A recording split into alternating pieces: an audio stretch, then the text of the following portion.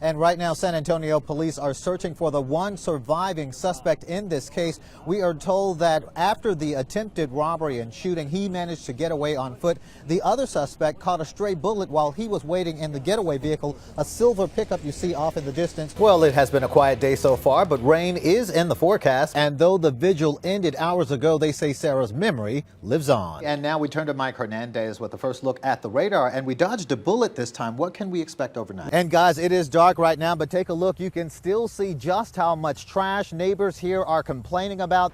News 4 San Antonio, Zach Hedrick joins us live in the newsroom now with the latest on the case. It is serious business for police, and rightly so. But while police are developing a safety plan, families are focusing on the fun. Take a look.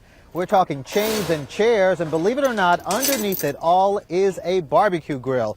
And that man is recovering in the hospital tonight after police say he was struck along this dimly lit stretch of road. Now, when we are out here live, we bring a ton of light with us, but tonight we're going to turn that light off, Kelsey, just to give you a better idea of what police are talking about.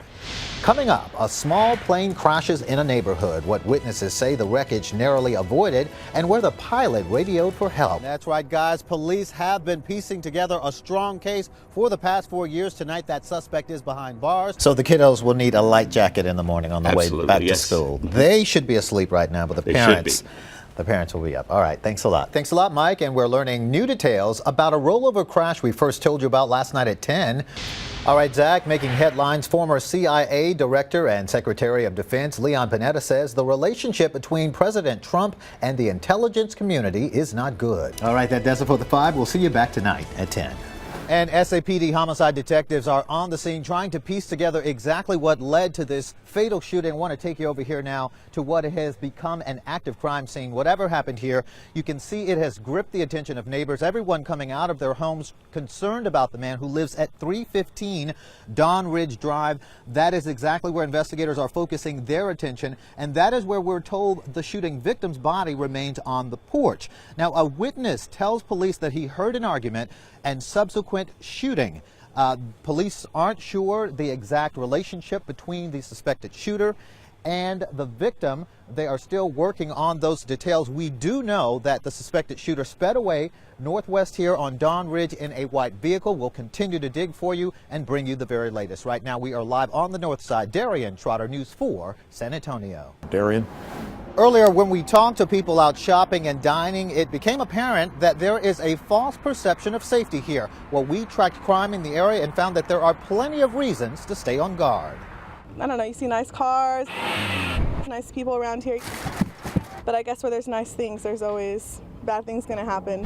When Ariel Garcia tells her friend she lives, shops, and dines at the Rim, Say, wow, nice, that's a good, neighborhood. And with it comes a perception of safety that is not always reality. We usually feel safe out here. We always come late at night to Target, 10 o'clock. We always come to the Palladium, we always come late because class and stuff, but we never thought about something like that actually happening around here. What is not widely known is the upscale Northwest community has a dark side. San Antonio police were on secret surveillance at the Rim Monday night when the Ford pickup truck involved in that fatal 7-car crash was stolen from the parking lot. A police spokesman says detectives were keeping watch because of an increase of vehicle burglaries and thefts. I live over on the side of town, so it's happening a lot more and more. Like, cars are getting stolen all the time from this parking lot and stuff, and there's a lot of crime, like in neighborhoods and stuff. We tracked crime year to date in a 1-mile radius and found 16 cars were reported stolen. That's about a 15% increase over last year.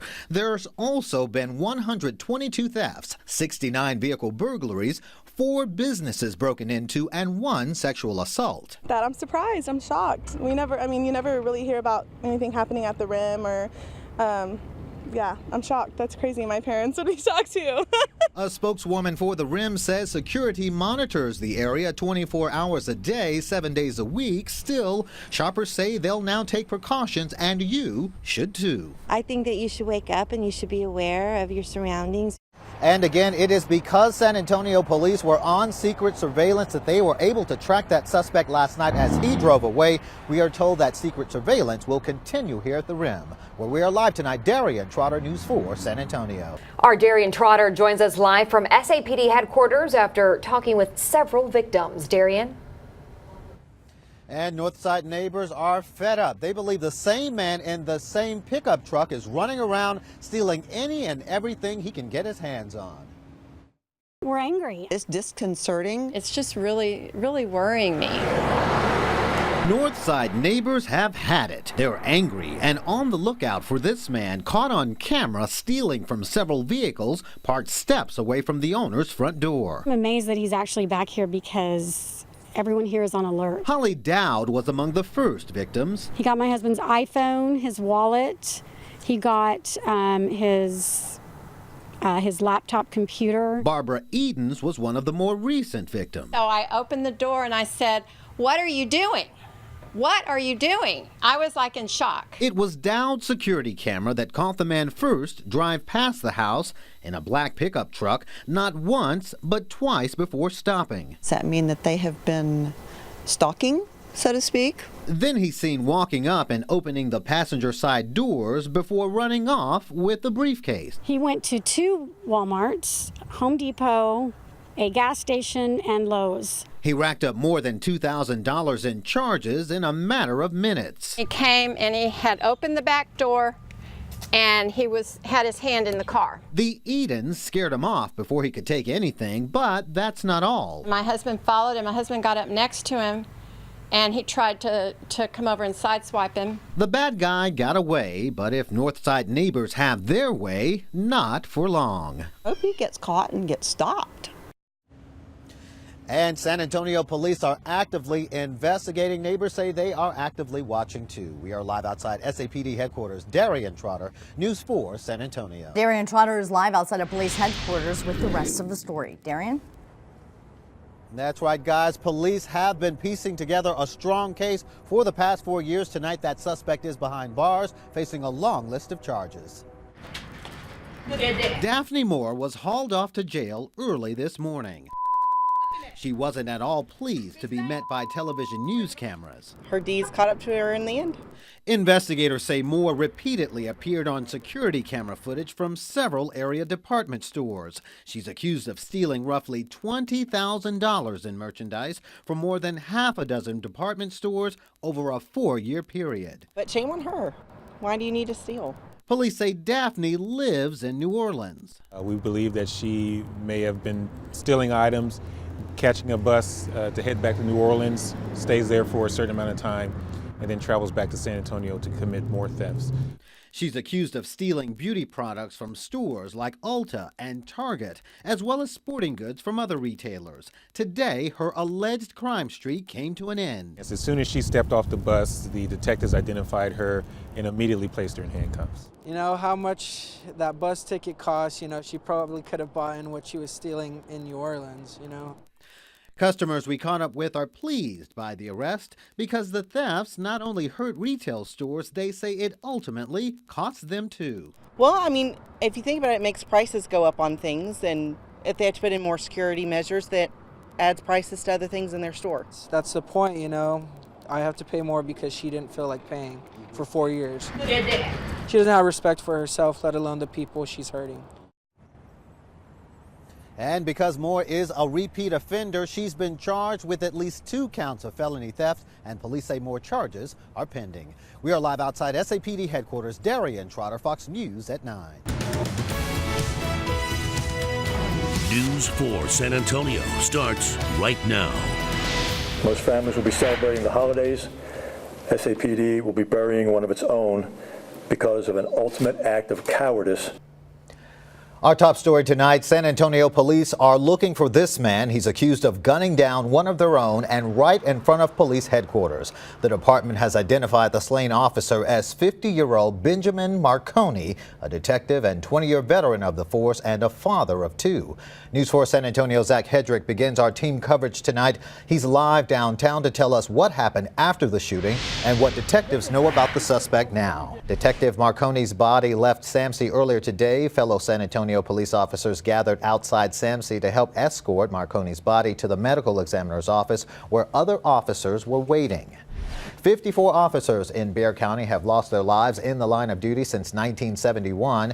27-year-old Stephanie Ann Brown was killed in 2011 by a drunk driver who ran into her patrol car. 28-year-old Idris Mukhtar was killed in a car accident in 2012. And most recently, 31-year-old Bobby Deckard was shot and killed by robbery suspects in 2013. For a complete list of officers killed in the line of duty, head to our website, news4sa.com. And news of the shooting comes just 3 weeks before the third anniversary of Officer Deckard's shooting death. A local officer killed in the line of duty is something the family tells our Yami Virhin they were hoping never to hear again. We continue our team coverage tonight with Yami. She joins us live with more. Yami.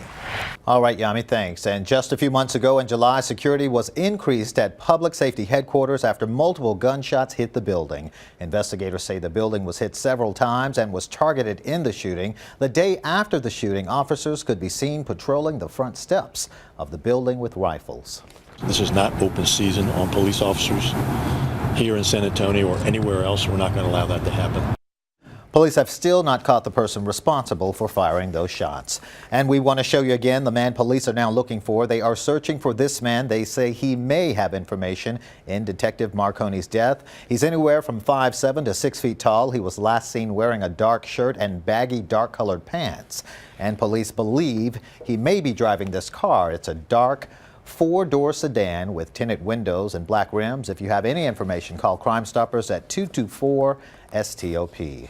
We will, of course, continue to stay on top of this developing story and bring you the latest online at news4sa.com, on Facebook and Twitter at News4SA, and, of course, on News 4 San Antonio today beginning at 4:30 tomorrow morning.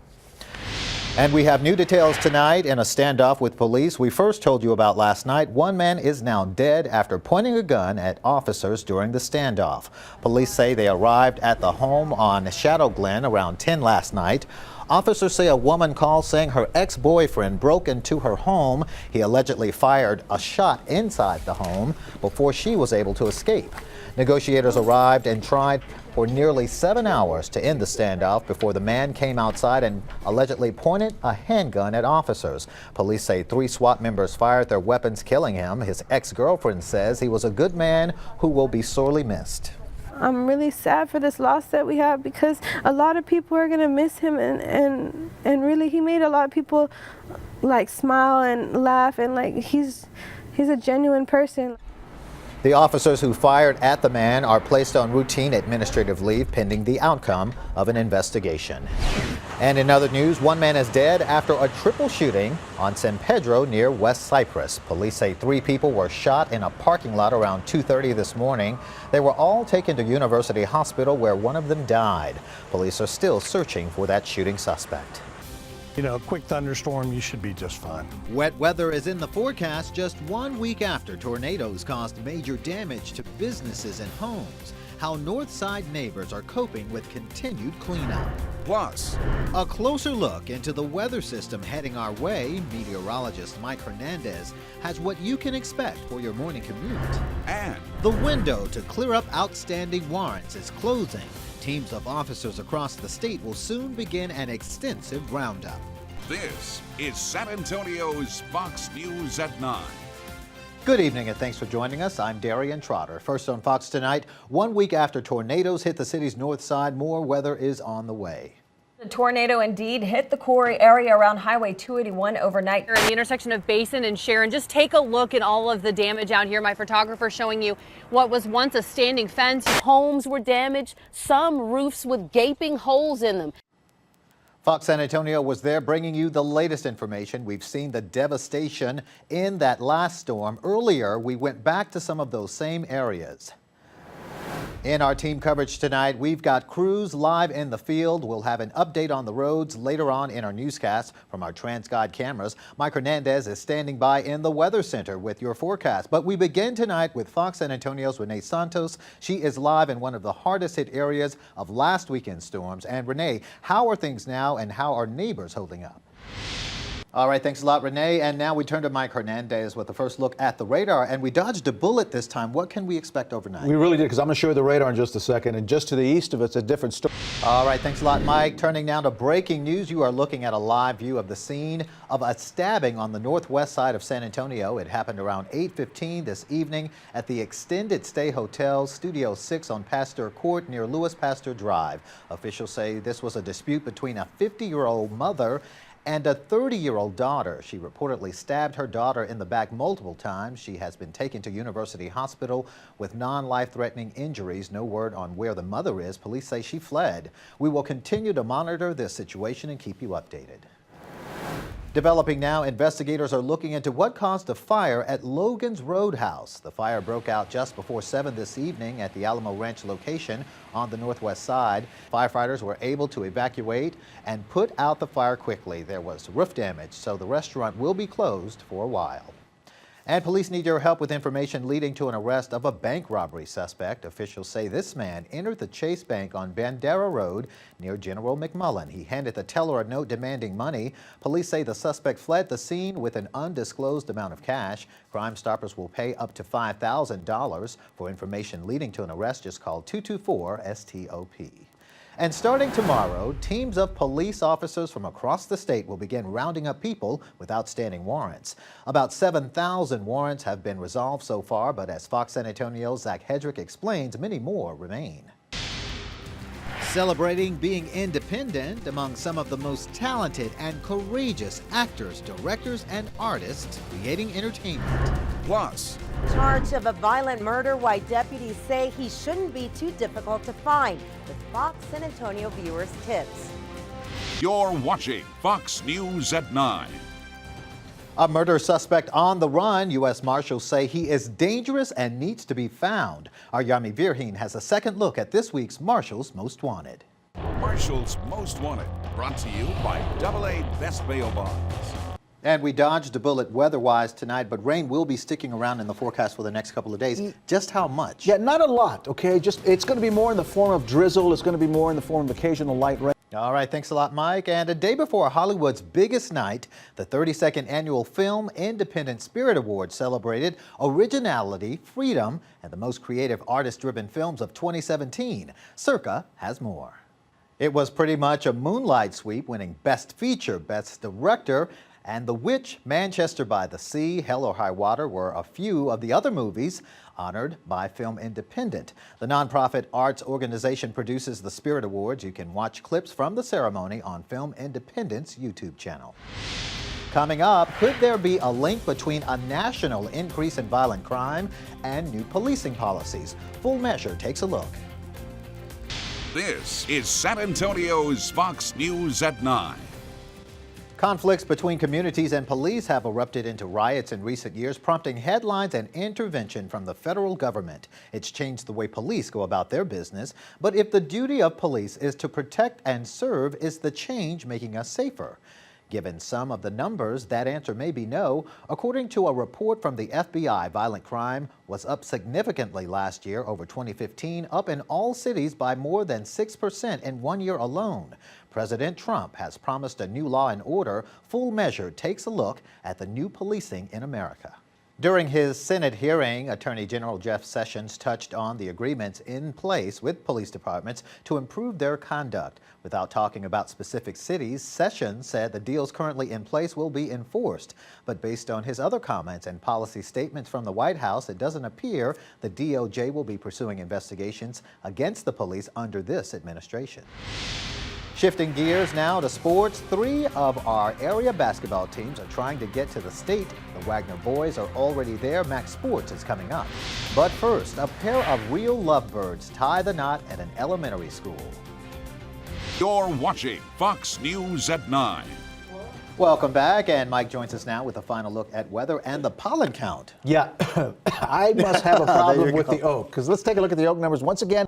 All right, it's a nice day for a duck wedding. Kindergartners in New Hampshire hosted a wedding for two beloved ducks. Plumpty and Pierre were hatched 2 years ago at Weston Elementary School. This year, the students decided the two should be married. The kids designed invitations, created a menu, and even wrote vows. The principal presided over the union.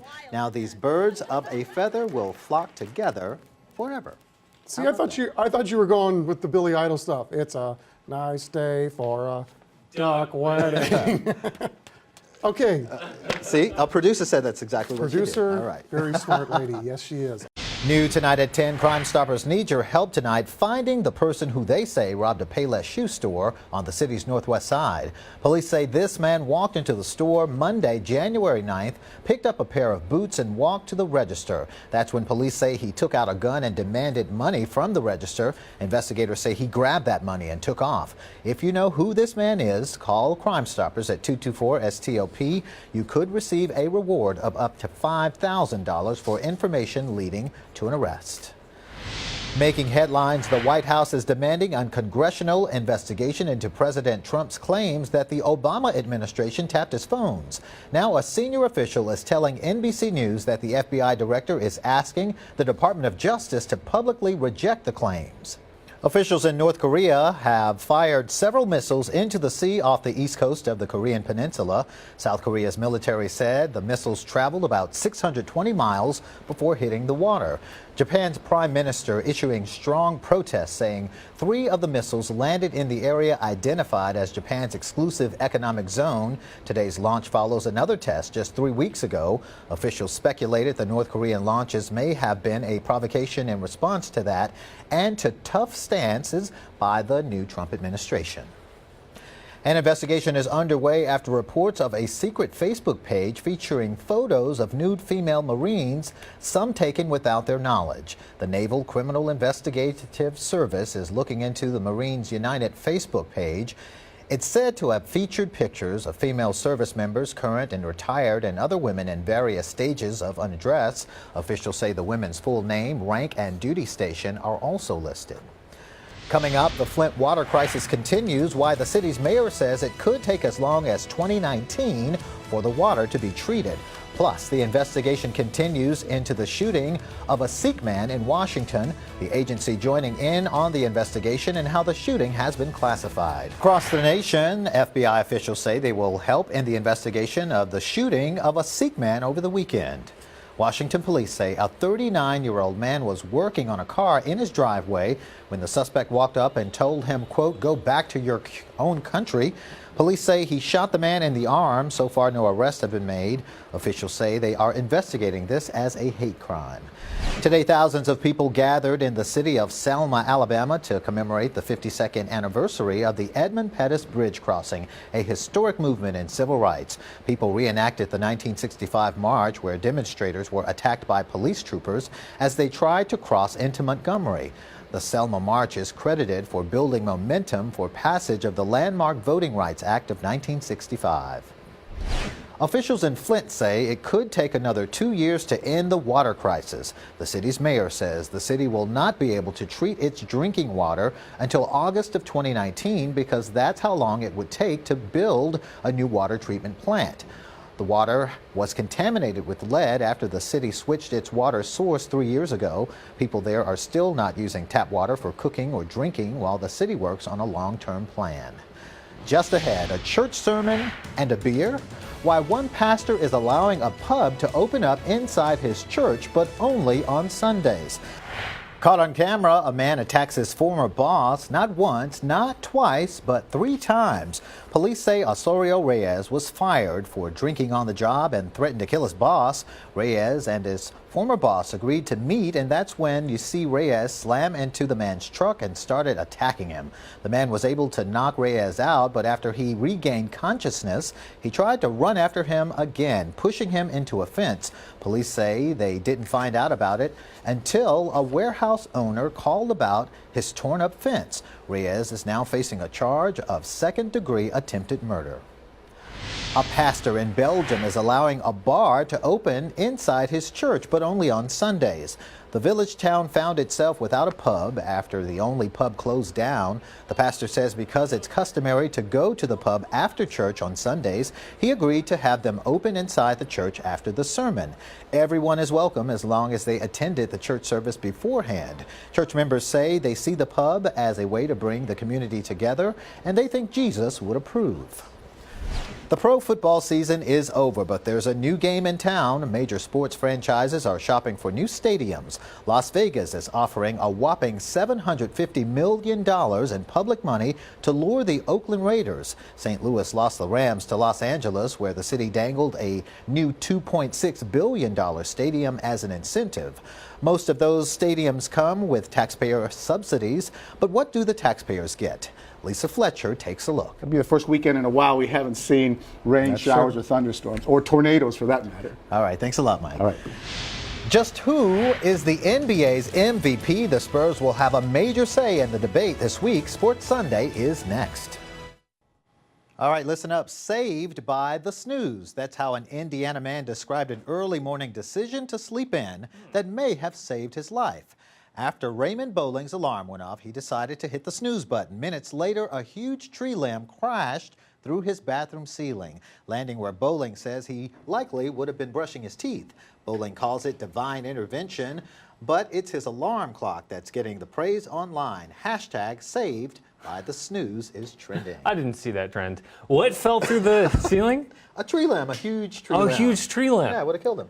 It would have killed him. Probably. Wow. Well, saved by the snooze. Is there any? Oh my goodness. Is there anything for? Do we know what? Maybe, was it just his iPhone?